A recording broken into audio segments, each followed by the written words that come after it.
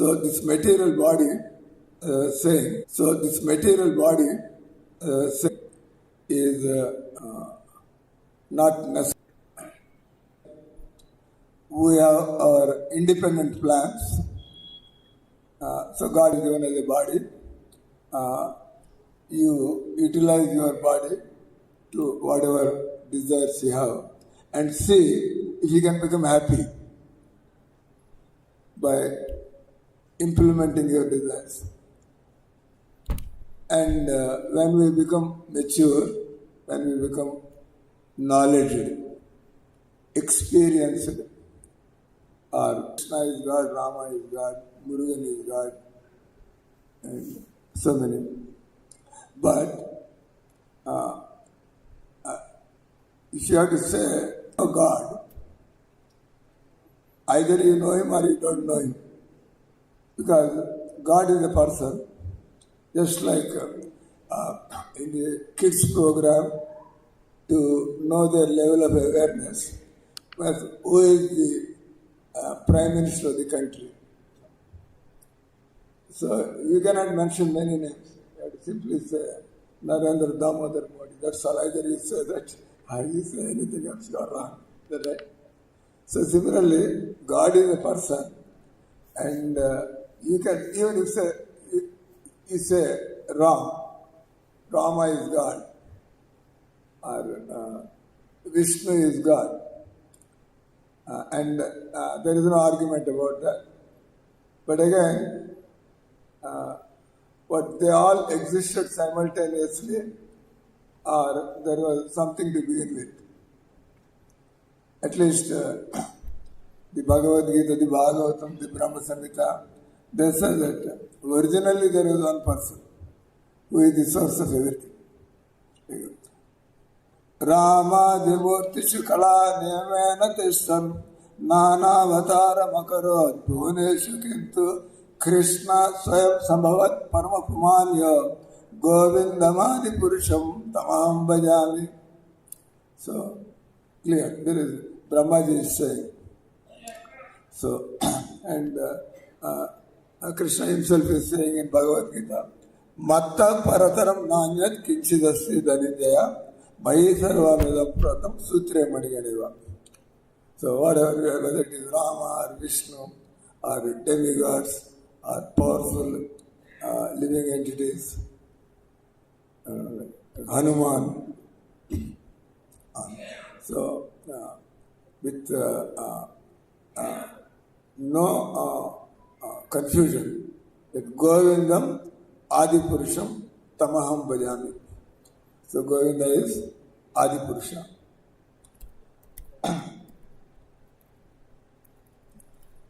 So this is called to accepting Krishna in truth. The word truth is said as tattva in Bhagavad Gita. Manushyanam sahasreshu kasyid yatati siddhaye yatatam siddhanam kasyima veti tatvataha. That means if somebody is taking Krishna as all in all, it cannot be happening in one birth. And nor one who has accepted Krishna as such will be a failure in life. Not possible. If somebody who has accepted Krishna in truth, because it's a very big thing, very, very big thing to accept that Krishna is the Supreme Personality of Godhead. One time, this is Bhakti Vinod Swami Maharaj. There is another devotee called Bhakti Vinod Prabhu. He also gives good classes. And I remember hearing from him why we have the tradition that like God, whenever when we go before the Perumal, before the Supreme Lord, we dandavat, we fall flat on the ground. That means without you, I am nothing. Without you, nothing can be achieved. And actually, we have to dance to your pleasure, whatever you want to, that I should do. Like it is not that gopis are the highest bhaktas, so everyone in this all wants to be gopis for Krishna, because gopi bhakti is the topmost. But who will be monkey for Krishna, who will be cows for Krishna, and who will be friends for Krishna, like that. Because Krishna is Akila Rasa. Krishna enjoys all the rasas. So, we don't, whoever is thinking, I want to be friend of Krishna, I want to be gopi for Krishna, this is our mental concoction.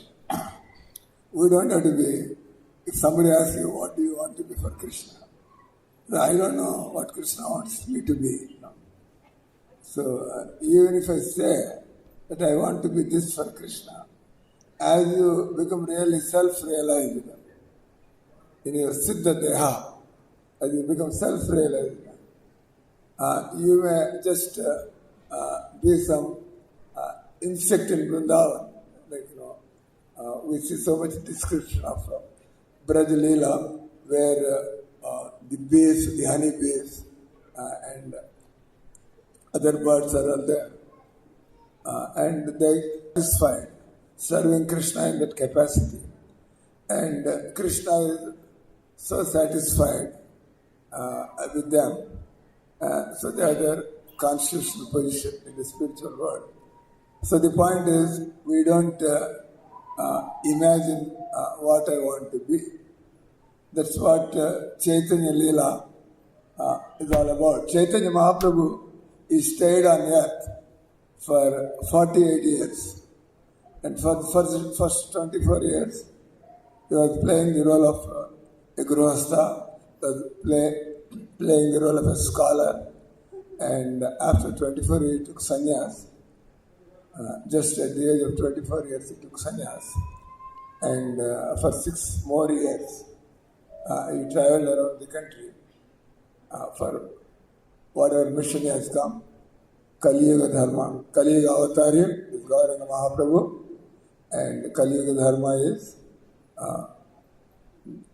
Krishna Nama Sankirtanam, a chanting of this Maha Mantra. And this is also a very solid thing. Like anyone who can recognize that the Yuga Avatari, Krishna has come in this Kali Yuga as Chaitanya Mahaprabhu. But sometimes people ask, quoting Bhagavad Gita, Yaga yaga hi dharmasya glanir bhavati bharata adhyutthanam adharmasya tadatma adharmasya. Where is the time that there was more adharma than this Kali Yuga? And Krishna is saying in Bhagavad Gita that whenever the irreligiosity, unrighteousness it becomes too much. I come to rectify the situation. So obviously, then Satya Yuga, Treta Yuga, Dwapar Yuga, the sinful life is more prevalent in Kali Yuga, and the vast majority of people, they break the principles of spiritual life in one way or the other. It can be looked into anybody's life. Like, for example, I come from a Brahmin family, and we did not eat meat, fish, or eggs anytime from the childhood. But we are Brahmins in name, because the goal of a Brahmin is Brahma Janati iti Brahmana. We were never educated, or we were never cultivated, or we did not have role models like that in our house, that we are living for self-realization. Then how we become Brahmins? Maybe we are not taking tea and coffee also, maybe we are not eating in hotels, but where is the way of life? Where is the goal of life? Way of life, just like, we can honestly say, if there are Brahmins in the society in India or anywhere, if there are Brahmins by qualification, we don't say we are Brahmins, we are all Brahmins in ISKCON. At least we are trying to be qualified. We know what it means to be a Brahmin, we are educated in that, and we know how to become a Brahmin by chanting and following other regulative principles. It is a set of many activities, just like an animal is there and it is running all around, and you make a boundary for it, 4 walls, and so the animal cannot go beyond the boundaries. Similarly, our mind is also like an animal, and our mind runs away here and there. So we have to arrest the mind by different activities, like Bhagavad Gita says, what is the tapasya for the body, what is the tapasya for Vani, what is the tapasya for the mind. That means what is left. We are an entity consisting of the body with senses and the mind and the self. And if we are engaged in all these ways, there is no room for our mind to behave in an inhuman way or in an indecent way. That's what Prabhupada used to say. So from the time you get up in the morning till the time you go to bed, when you sleep off, we don't know, you sleep, how much control we have on our mind. That's why we get wild dreams. So in the time you go to bed, that means so many hours. If you sleep for 8 hours, remaining 16 hours, we have to be working on our mind. It is not you're chanting 16 rounds, or it is not attending your temple program. It's till the time, from the time you get up in the morning, till the time you go to bed. Then you may ask, as a person with family, as a person working in the society, how can we, that's why we need a guru. We need a guru, And you see people who are attached to the Guru, they are also doing jobs. And people who are devotees and have jobs in the outside, they stand distant. They are there in that atmosphere, but they are not totally part of that atmosphere. They are there to do their job and make their income. Otherwise, they are distant. That means silently they are educating everybody. In the office, now it is tea break, but devotee doesn't take tea. It goes in the entire that office that so and so doesn't take tea. And he goes with a tilak on his forehead.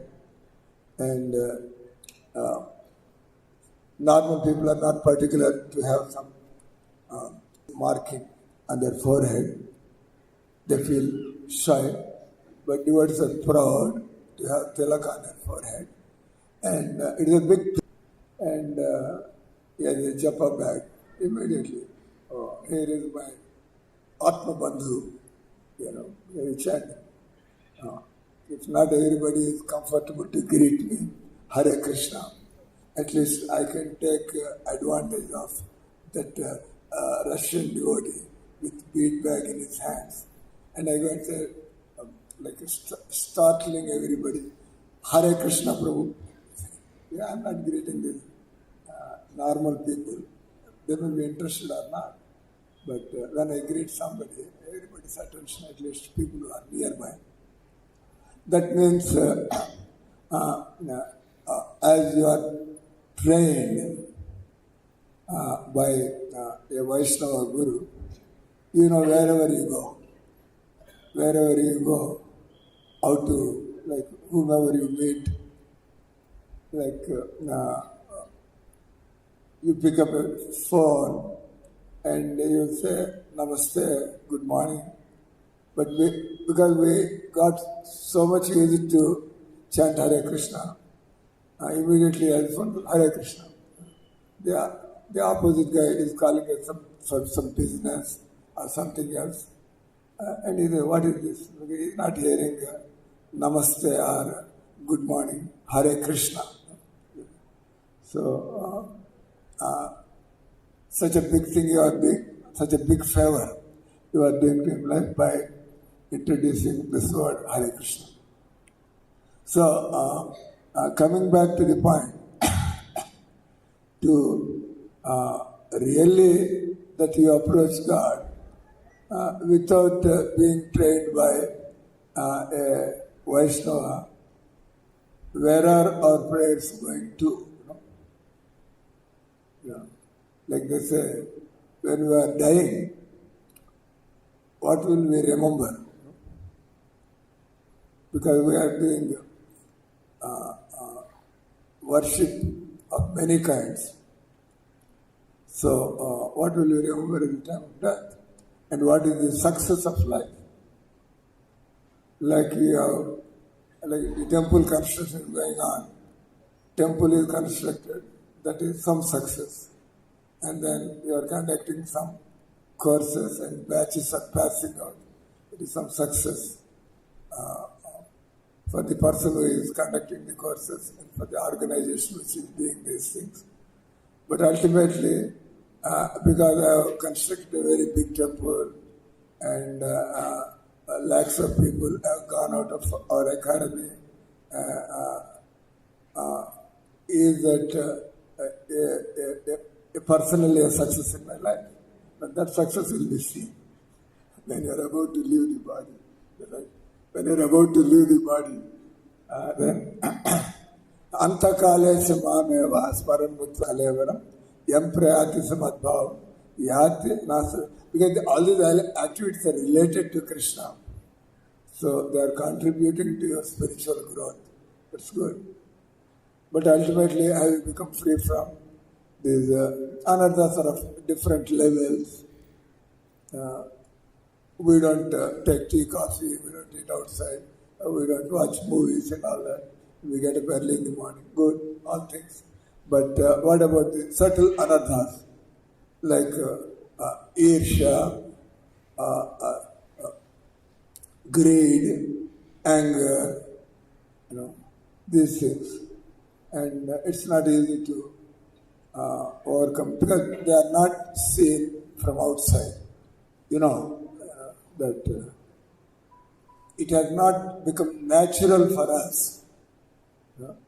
When you can come to the stage, naturally, it is your nature to appreciate everybody. It is your nature to take your constitutional position whenever you are meeting. Rupa Goswami says, whenever devotees are meeting, although we may be playing roles, but we also take our constitutional position that if I don't know how to recognize devotees, that means I'm also not a devotee. Is that right? If you're a devotee, if you're a doctor, and there are 5 people here, one is a doctor, and he is a doctor, and I tell him, Maharaj, who is the doctor out of this side? Let me talk to you. Then you talk to them, and then you figure out this man has medical knowledge. So you figure out. Because you have that background. So similarly, the prayer here is that the Prachetas who had Lord Shiva, none other than Lord Shiva, as the spiritual master. Now, here is a sloka from the Bhagavatam. These 10 Prachetas who had Lord Shiva, who is Vaishnavanam Yathasambhav, the best of the Vaishnavas. And they got Lord Shiva as the spiritual master. And how they are praying. So that's why we are supposed to read Bhagavatam, discuss Bhagavatam, and apply Bhagavatam. And from this book Bhagavatam, we want to become a person Bhagavata. Right? Person Bhagavata. So it is not 1 year affair, 1 lifetime affair. We don't know how many lifetimes it takes. So we will be patient.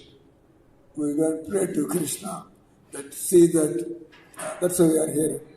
We are reading here. He is not praying. I'm disgusted with this world. Kindly deliver me. But you are not ready for deliverance. Or you can be when your desires are still there of this. How can you get out of this world? So Prabhupada writes in the purport that a devotee naturally is humble. He doesn't think that I am eligible for liberation. Let me be engaged in devotional service. Like Prabhupada also said here, becomes perfected. That means we naturally want to serve Krishna. We naturally want to do our best. Not only serve, but we do our best. And not only that, we only want to pray for devotional service and nothing else, because that is our position. So, from this sloka and the Prachetas, devotional service or approaching the Lord is not a simple thing. It is the whole process of transferring ourselves from this mundane world to the spiritual world. It is completely different, What will be the relationship activities in the spiritual world and what are things going on in this world. So it's a lifetimes of transition. And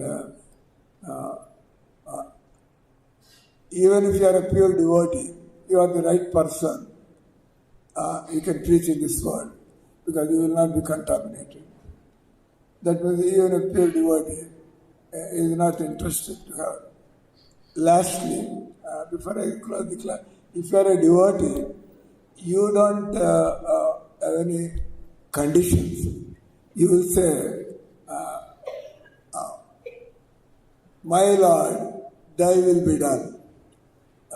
We are not here for doing anything.